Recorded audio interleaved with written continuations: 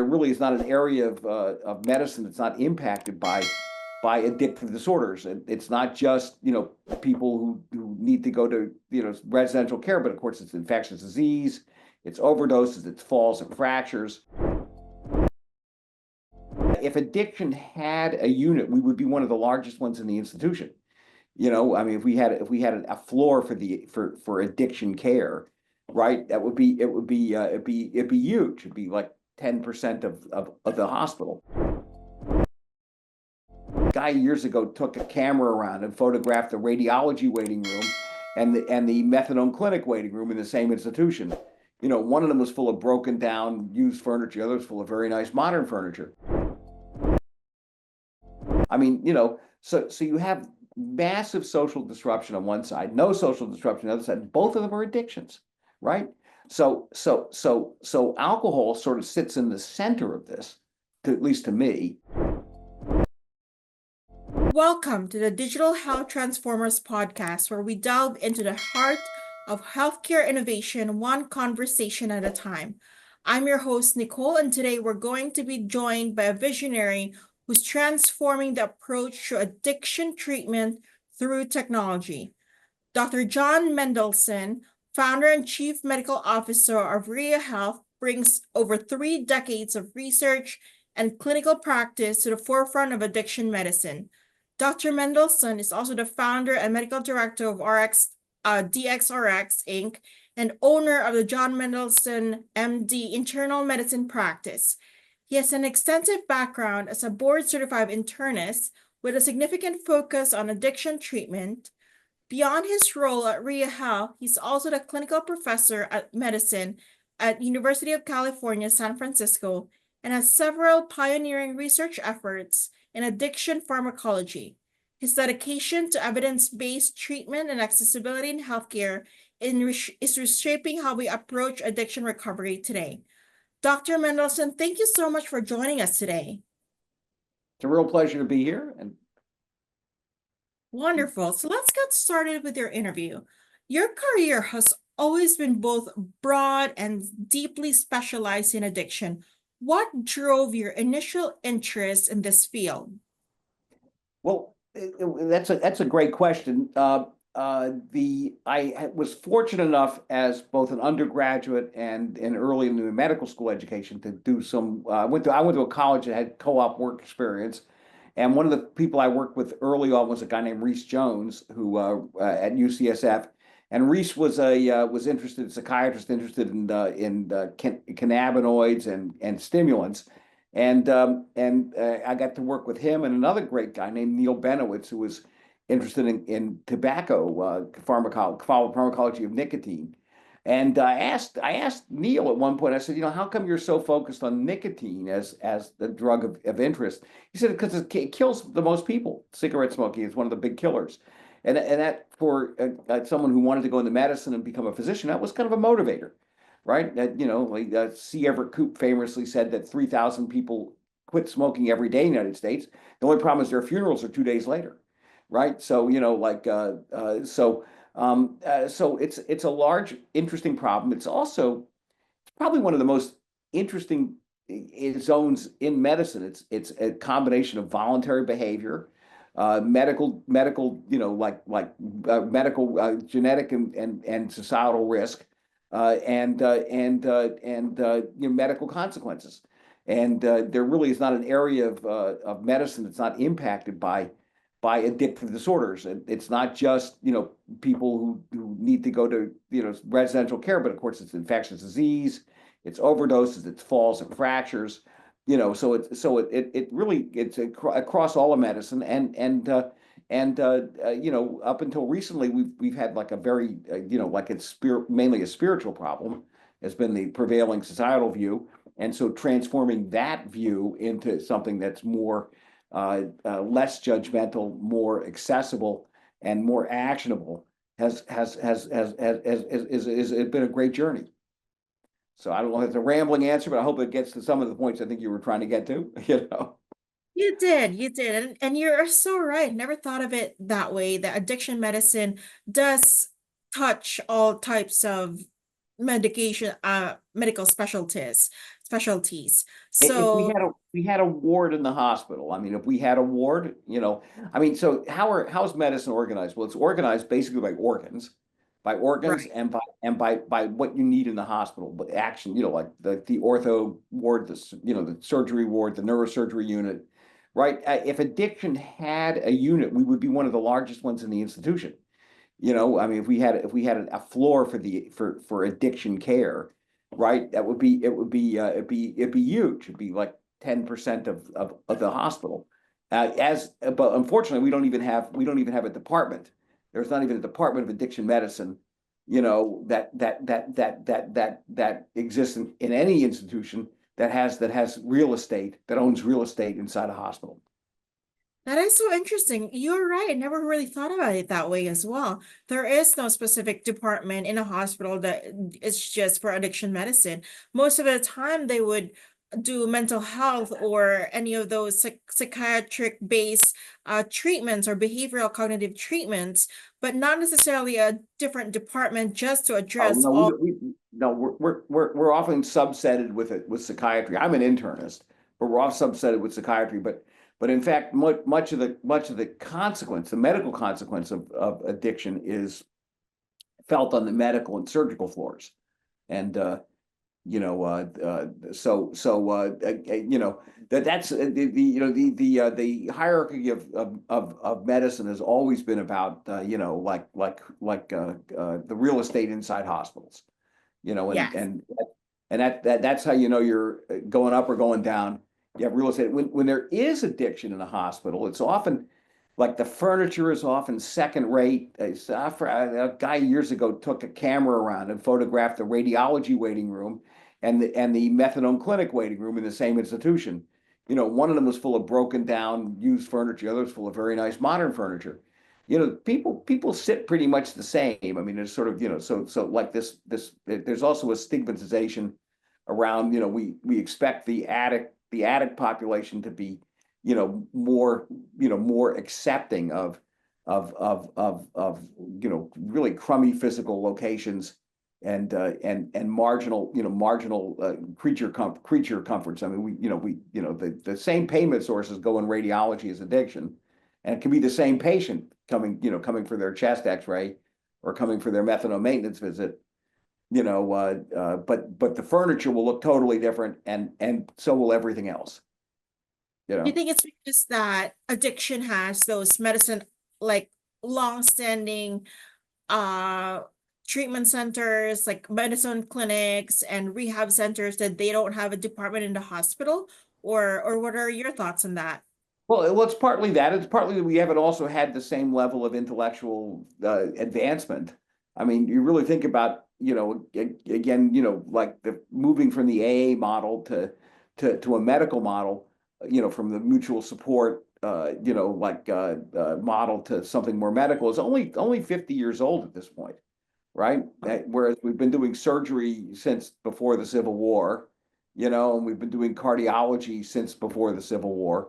So I think it's partly due to time. It's partly due to time. It's partly due to the fact that many people with addictive disorders, their behavior is complicated. They're often self-destructive. They can be hard. They can be. I mean, there is a legitimate set of concerns around the behavior of the patients.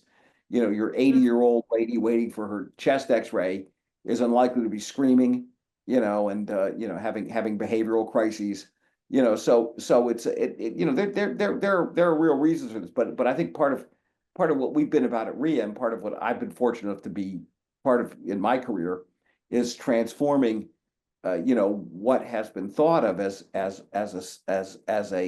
set of intractable social problems, social defects, into more of a medically approached universe. And at least that provides dignity for everybody, and at least treating people in a respectful, kind manner, right? Absolutely.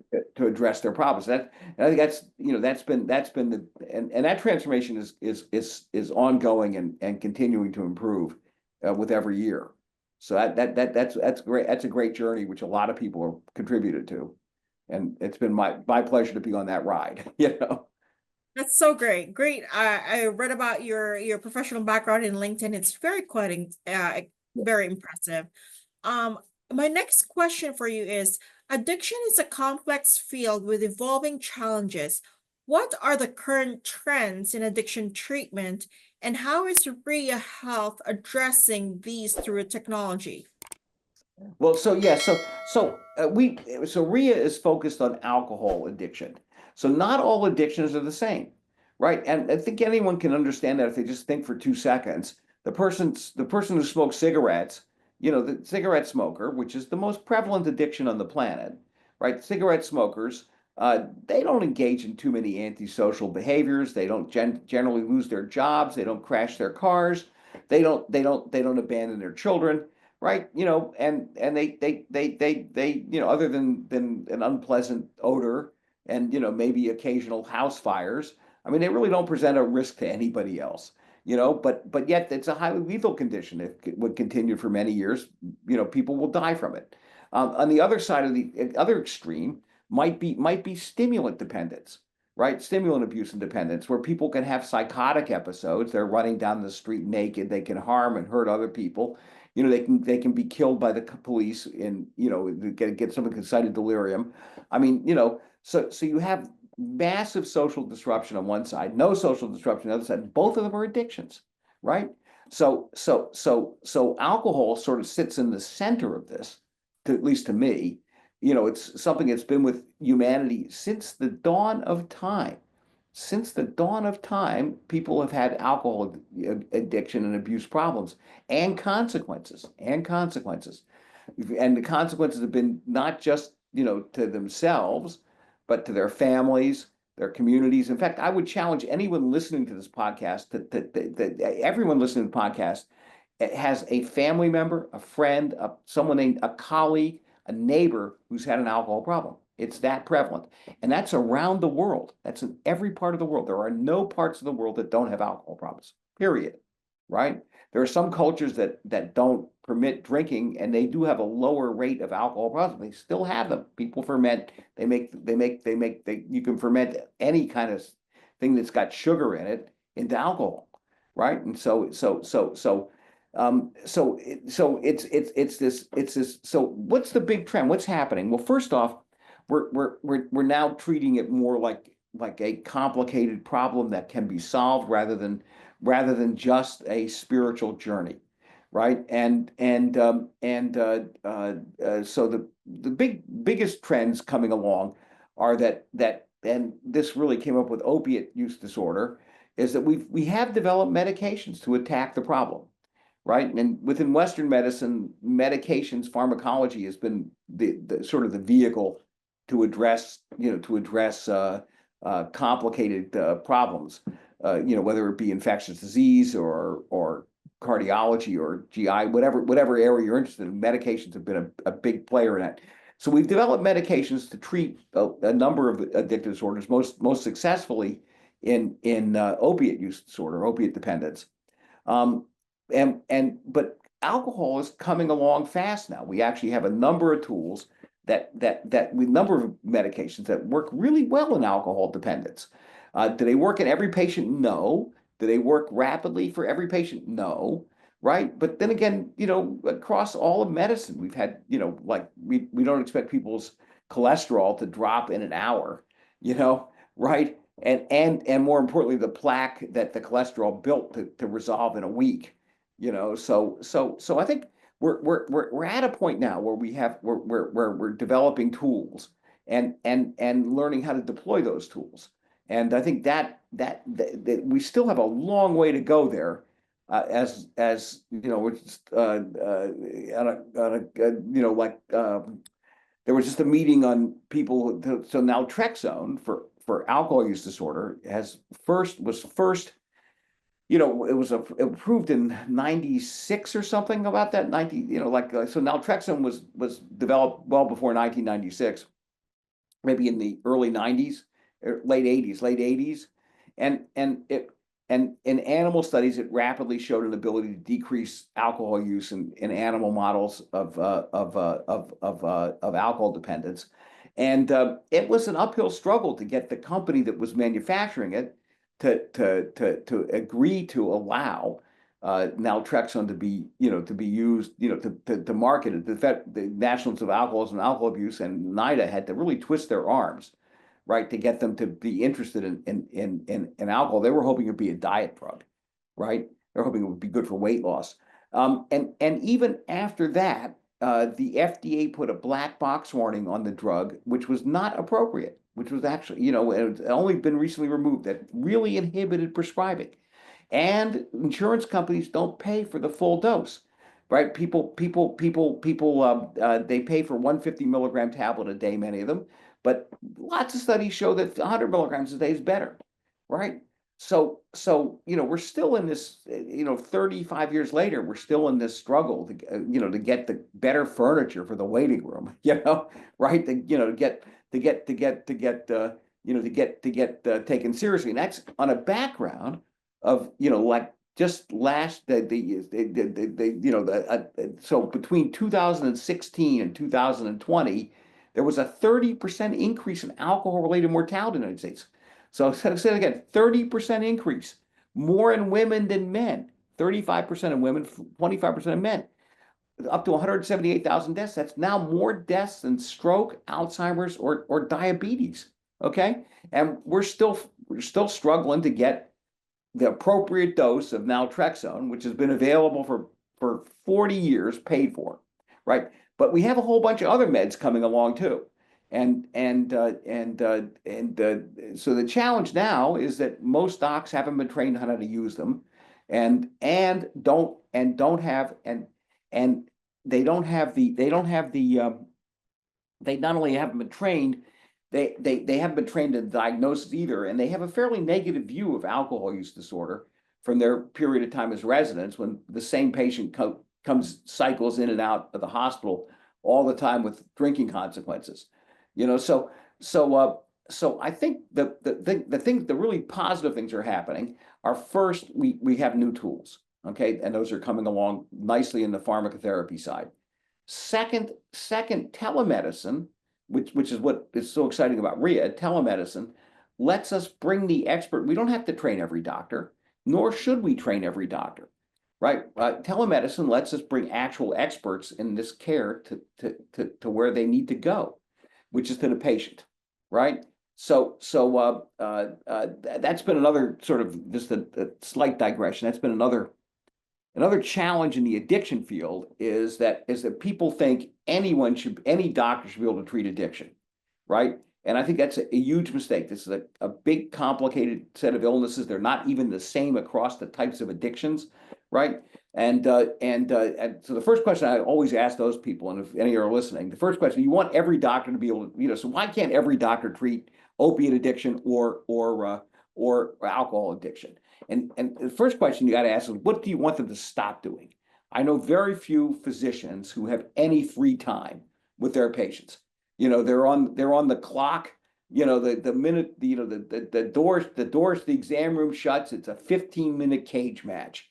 Between the doctor and whatever disease the patient has, right? And the bell's going to ring at the end of 15 minutes, and if you can't figure it out in 15 minutes, you gotta go for another round. And nobody likes that. The patient doesn't like it. The doctor doesn't like it. So and there's a big list of things the doc has to solve in 15 minutes. If you say all physicians ought to treat addiction, the first question you got to ask is, what do you want them to stop doing? Okay, and the second question you got to ask is, how are you going to train them, right? And are you going to what? So the nested question within that is, what do you want to stop training them on? I mean, maybe a little less time in the ICU, maybe a little less time, in a subspecialty, rotation, less time doing family therapy or group therapy if you're a psychiatrist. So telemedicine lets us get people who are well trained, and we're able to train our clinical staff really well, and have seen a lot of cases, a lot of experience, get those people in front of the patients as real experts. And I think that's a huge deal that's not talked about much. And I think it's going to be one of the big revolutions across all of medicine, is that you should expect in the future that the person you're seeing is an expert in what you have, right? So where's that leave primary care? Well, primary care is going to still be expert in quite a few things, right? But hopefully they'll have the ability to more rapidly find the expert for the patient, that like, and hook them up with them, even in an exam, even if it's an in-person visit, even virtually through an in-person visit. So I think it's all an exciting territory. New tools, new recognition of ways to bring the delivered care to people, and increasing acceptance that a medical model, meaning less stigma, evidence-based outcomes, it is worth doing. Is worth doing. Thank you for that very comprehensive answer. Thank you for walking us through the medication histories and the pharmacological prospects and utilization of different medications throughout the history of addiction, especially alcohol. And I appreciate you bringing up the idea that telemedicine, you should be facing the experts, and every time you are with someone, not just a primary health, not just a primary doctor, but also health experts in the field, because it Mhm. provides a robust engine to talk about different ideas and treatment Yeah. modalities. Yeah, I mean, I think in the broader spectrum too, like we have many more nurse practitioners now, advanced practice nurses coming along. Well, the APRNs are great. They can be really good, but again, they haven't had the same training I've had, you know? So the way to make an APRN work is to train them narrowly. Make sure they become total experts in one area. When they do, they're just as good as any physician at that particular problem. They spend a lot of time in their training on knowing their limits, the APRNs, like when do I need to call for help and when do I need to send out. But telemedicine makes that perfect, because then you can have like I'm pretty sure that in other areas, cholesterol management, because you now have injectables and statins, cholesterol management, diabetes management, which we have like over 25 meds to choose from these days. Those are all going to devolve into specialized, APRNs who manage those problems, and they're going to do a great job with them. And the patient, if you needed something managed today, your mom needs her cholesterol meds managed. You have to take off work. You can't interview cranky guys like me. And you got to take off work and go sit in the park, go to the parking lot, and then sit in the office. And the doctor's a half hour late, and you've already read that issue of National Geographic. The doc spends 7 minutes, and your mom forgets to ask the two most important questions. I mean, it's a half day out of your life to get your mom to her doctor's appointment to have her cholesterol meds adjusted, right? Again, telemedicine makes it all much better. You can finish up with me, join with the telemedicine doc or APRN, get your mom squared away, and then go back to whatever else you want to do in life, right?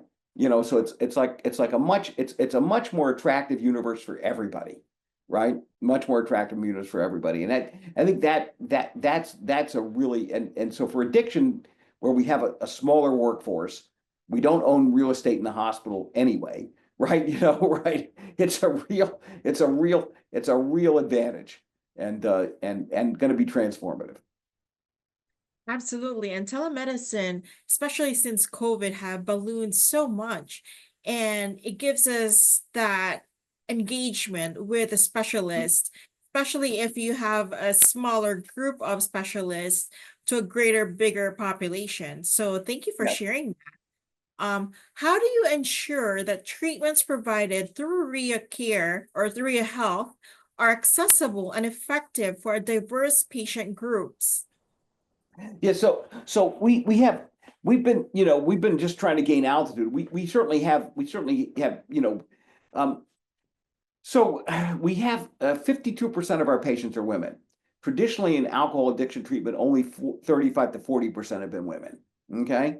and women have often expressed difficulty with AA, and that the joke is the 13th step is getting hit on, after like right after the meeting, right? So we've been able to reach women when other people have not been able to reach women, and we think that's for a couple reasons. First, many women have both jobs and childcare responsibilities. They can't go to 1 week or 1 month of residential care, right? And whereas their deadbeat boyfriends and husbands can, but that's so we've done well with women. We're mostly insured, our population. I mean, how do people pay for us? Well, 70% of our patients are in network with an insurance plan. And so we have not been great on being able to reach really poor people. We're not Medicaid is very, very hard to get contracts with, right? And it's really the last mile of the health insurance contracting world is Medicaid. In addition, you don't get national contracts. You get at best a state contract, at worst a city or locality contract. So that's going to be that's structurally built into the care of the of people at the lower economic ladder zones. The we are reaching a fairly diverse population of by race and ethnicity. Though honestly, we don't really find that useful to track, right? I mean, because it doesn't make any. It's really quite interesting. It makes very little difference in our treatment plans. There for us, there aren't any racial or ethnic differences in response to treatment, right? That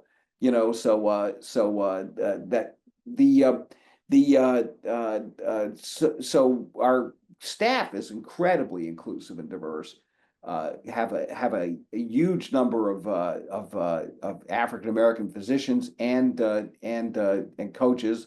Have a really high number of we're really diverse on our employment side. Lots of veterans, lots of people who've lived experience with addiction, with alcohol dependence. So we're good on that end. Reaching the next set out, we're availability to people. We're very interested in working with people who've had prior incarcerations, but that's people are unaware of this. 30% of people in prison and jail today committed their crime while intoxicated on alcohol. Okay, so I want you to grok that number for just a minute, and then think about any treatment. There's no treatment. There's nothing that's done for people coming out of incarceration, a carceral setting that would help them avoid going back to drinking. And what's the first thing that's going to happen when they get out of jail after their friends are going to take them out for a drink, right? Right? Let's celebrate, right? Well, not to have a plan here is just guarantees recidivism, right? Just guarantees it. And we're not in that universe yet. There are Native Americans have a higher rate of alcohol use disorder than other population and alcohol related mortality. They actually the same rate of alcohol use disorder, higher rates of mortality than other populations. A very complicated population to get into as well, due to the fact that, I mean, like if your population was subject of genocide, you might not be so trusting. Of the group that genocided you, offering you some kind of new treatment, right? So that, I mean, there's really good reasons why it's been hard to get in, and but it's something that needs to be addressed. And so that Native American and Alaskan Natives and American Indian populations, are an area that definitely needs addressing. But it has to be done with a lot of cultural sensitivity and a lot of being able to integrate the other culture into your treatment. The primary cultures into the secondary culture treatments.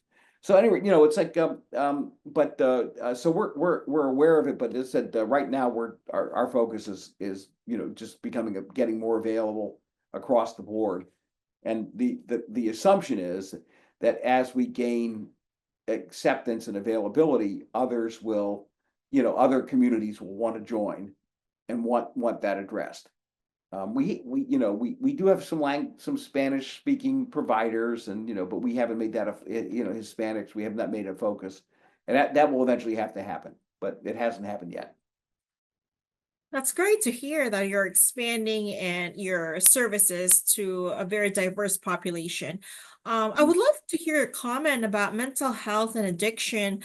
Working for a methadone clinic in the past, they mentioned that about 50% of the people who have mental health have some sort of addiction, and vice versa, 50% of individuals with an addiction have mental health. Can you comment on that? Well, I think something like 20% of Americans have depression or anxiety.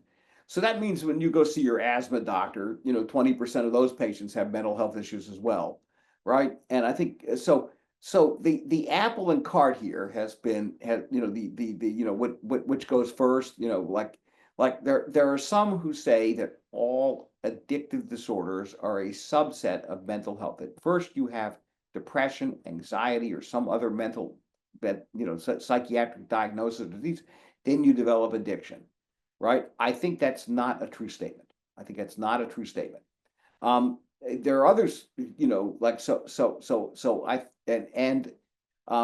we see a lot of honestly, we see a lot of misdiagnosis of anxiety disorders and to some degree depression at people having alcohol withdrawal or alcohol induced their alcohol-induced health problems. They often present with what on a first glance appears anxiety or insomnia. For example, person's drinking a pint of distilled spirits a day, 7 standard drinks a day. They try to stop, they're going to have insomnia. They're going to be anxious. They're going to present with what could look like panic symptoms, racing heartbeat, like sweating, and if you don't take the alcohol history, and you'd be surprised how many people don't, because it's an uncomfortable history to take, right? You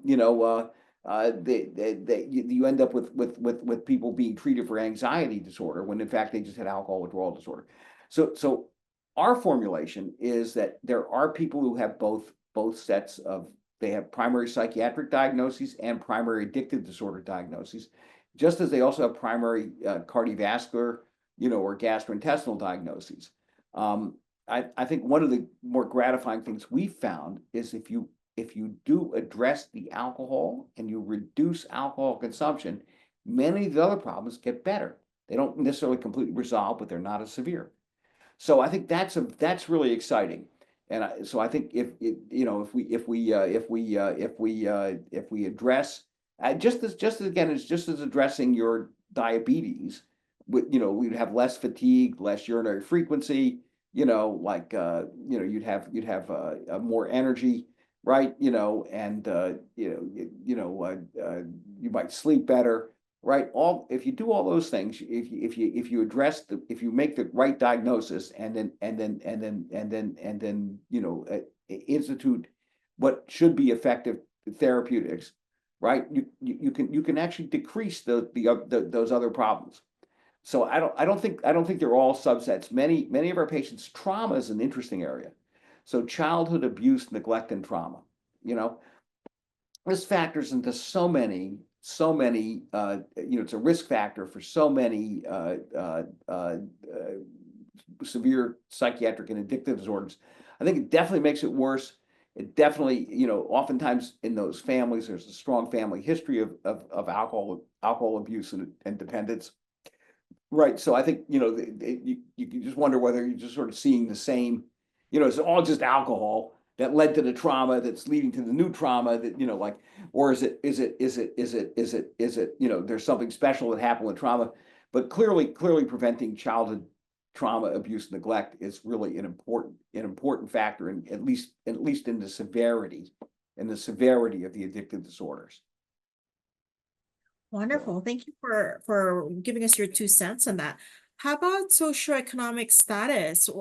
In your experience, what do you see are the socioeconomic status of your patients or of that in general that are into this sort of addiction?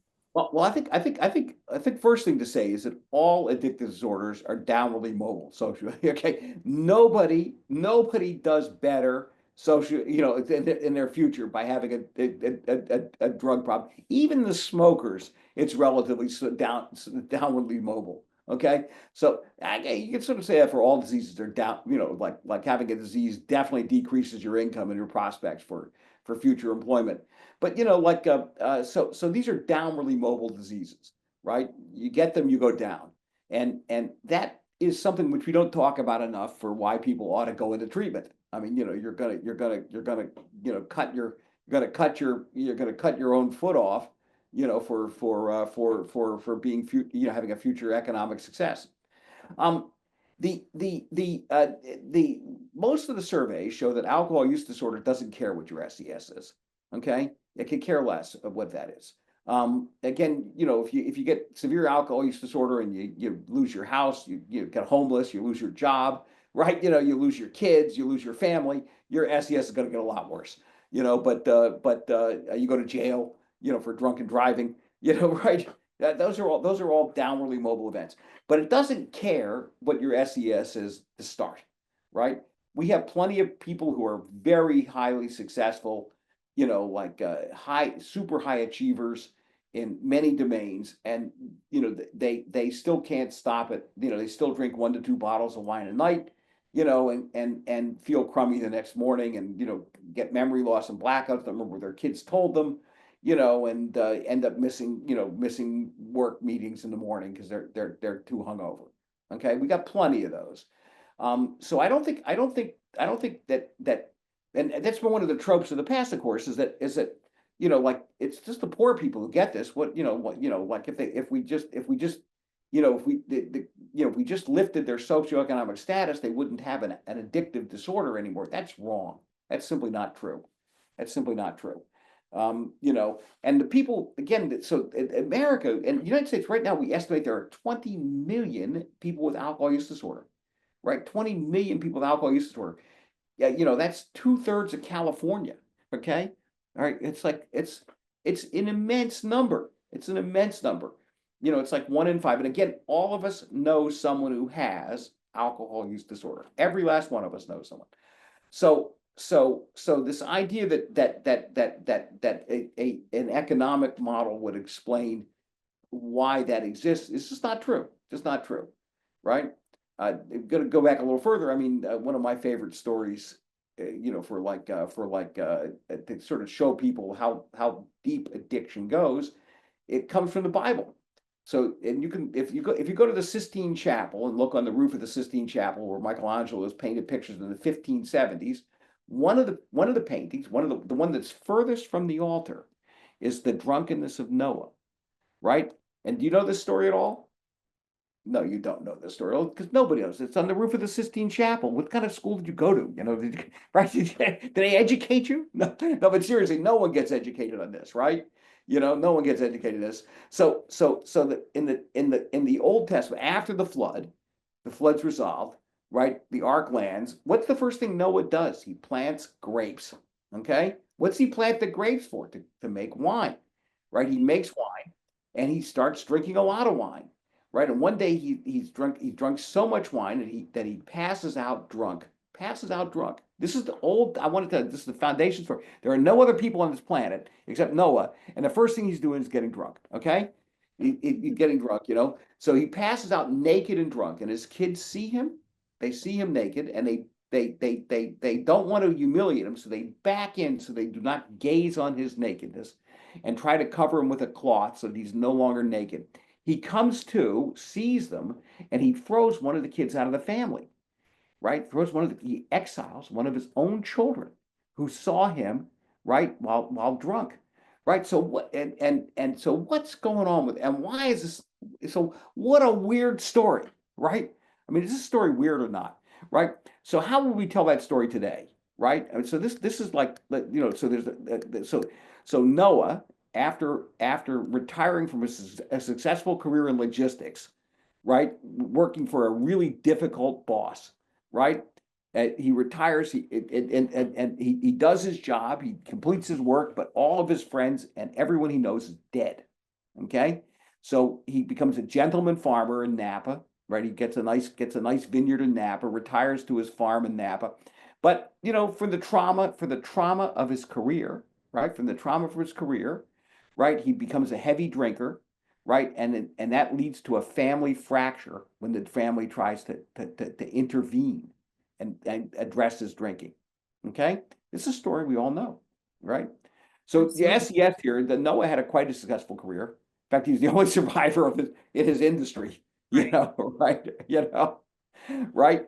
And then destroys his family from drinking. Okay, so it goes a long way, story wise. Absolutely. It goes back in history, especially when alcohol is so prevalent in our cultures to celebrate, to wins or losses or whatnot. And So, and and um, every culture has an alcohol focused origin story. Okay, every culture has one. You can find just go to the origin story. The Navajos, there's drinking. That every culture's origin story involves something around alcohol. Okay. absolutely. Very true. Looking ahead, what future development, whether it's digital health or medication, do you envision for addiction treatment? I think again we have a great number of medications coming along. We're finally getting good signals on treatment meds. We're understanding better how to assess them and what they can and can't do. I think there are some like transcranial magnetic stimulation. There are some other procedures that might actually also be useful in altering some of the circuits, the neural circuits that seem to propel going from the first drink to the second to the fourth to the eighth. I think we have a whole set of interesting tools coming along, some from pharmacology, some from other ways to manipulate the brain around. We have a digital health coming. And we sort of talked about. I really think like for most disorders in medicine, you're gonna see your expert, who you're gonna have a primary plus you're gonna have digital experts for most everything. And I think we'll all like that. That'll be really good. Get university level care every place. I think the other thing that's coming that's very exciting is this acceptance. This acceptance that you can have that you can have a period of time when you have some drug misuse, and that starts out as something you enjoy, but something later on, something that dominates you, and inhibits you, and that can be discussed and be tackled, in a non-judgmental, way. So I think those are all the good things happening. I think we still have a long way to go. There's still, I mean, because alcohol use disorder does, in Noah's situation and the story of Noah there, it would not be unreasonable for the family to say that he needed to get better with God. I mean, he actually worked for God, right? It wouldn't be unreasonable to say he needs to go to 10 to 12 step program, right? And that he needs to address his trauma and his spirituality, as well as get a little naltrexone or whatever else we're developing, right? Along the way. I guess the final thing that's really interesting, exciting, you talk that the no alcohol, the alcohol-free beverages. These have a really interesting potential coming, and so I think one of the really potentially exciting things. So right now, the alcohol content of beverages is pretty fixed. I mean, the beer people have been experimenting with much higher levels of alcohol in the IPAs that have 10% alcohol, basically a wine, right? And wines have also sort of drifted up from 12% to 16%, though there are some low alcohol wines. I think there's going to be a big space for innovators to present with low or reduced alcohol content beverages, right? And particularly for young people, low alcohol beers and wines may be a much safer way to introduce them to alcohol as they're, between high school and college, and between 18 and 24. There are some other things that are coming that can be very exciting, in terms of making it less risky for you and I and for our kids to develop an alcohol problem. Those are great thoughts about the future development in not only alcohol or beverage industry, but also in medication and pharmacological industry. Yeah. Um, with such a robust involvement in research, how have you seen your work influence current treatment modalities? Well, I was fortunate enough that, early in the research career, Reese had grants and contracts from NIDA to develop buprenorphine and naloxone combinations, and so I was fortunate enough to be along in that ride, and did a lot with, fortunate enough to be able to do a lot of the foundational studies, for buprenorphine and naloxone. That has been transformative. Has been transformative. The you know the stimulants, I had many grants looking at stimulant dependence, and we were unable to find anything that budged stimulants use in people. A lot of early work. I was also fortunate to have collaborators who were, and I kind of led the team, but the other guys were the real brains in it. And the and in hallucinogens and tactogens, and that area is evolving. It as it you know as a as a really interesting area, though I'm not sure that the promise is ever going to be as good as the hype for the hallucinogen community, because basically they're claiming that it helps everything, right? Like with just a single dose. I don't think that's going to work. So I think it's going to be useful, but not like they're thinking. But I think the alcohol field again, following Benowitz's point. I mean, this is where the people are dying, and for doctors, that's where we want to be, you know, and want to be in front of that freight train and try to push it off the tracks, So that's been a blast, and it's been a good that's been a good life. So that's been really good. And I do have to say there's not a day goes by when we don't hear an alcohol related horror story, this man isn't covered, this isn't being done, these people, insisted on something crazy, right? There's a lot of, every day there's a surprise that you wouldn't guess would be a surprise, right? Right? This can't, they really can't be that naive, and they are, Mhm. So we still have a really long way to go, before we get this, get this to a point where the average person has access to really good evidence-based care that's safe, effective, affordable, and not intrusive, right? So, Very true. My last question, it's more of a statement. I would like to give you a chance to tell us more about Rhea Health, whatever you want to tell the audience about the current projects that you're working on, anything they want to give a shout out to, the floor is yours. okay. Well, Rhea Health is a nationally scaled telehealth solution for alcohol use disorder. Our technology component is breathalyzers. Everyone gets a breathalyzer, so we actually measure the thing of most relevance with alcohol use, their alcohol use, right? We actually quantify it, and I think we're the first to really incorporate this combination of objective measures of behavior and treatment.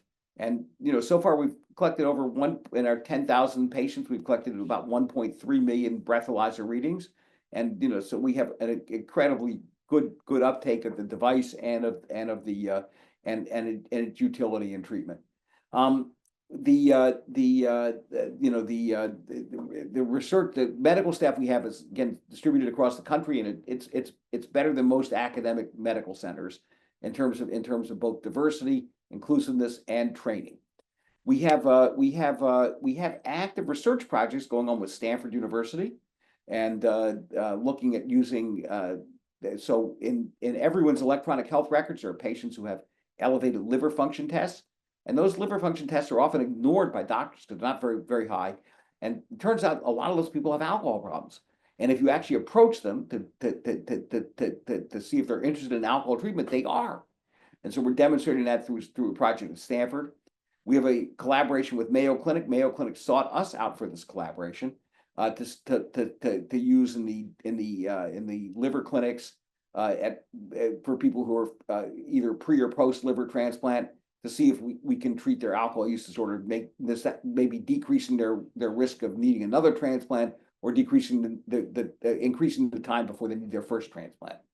We have a really exciting project that's being funded through the Department of Defense, looking at inhaled xenon gas to suppress alcohol withdrawal symptoms and treat comorbid PTSD. This is a planning grant. We're ways from actually doing this, but it turns out xenon gas is a medical gas. Turns out xenon, an element, right, fits into a binding site of a protein called GSK3 beta and does things. Who knew? Who knew, right? It was really interesting.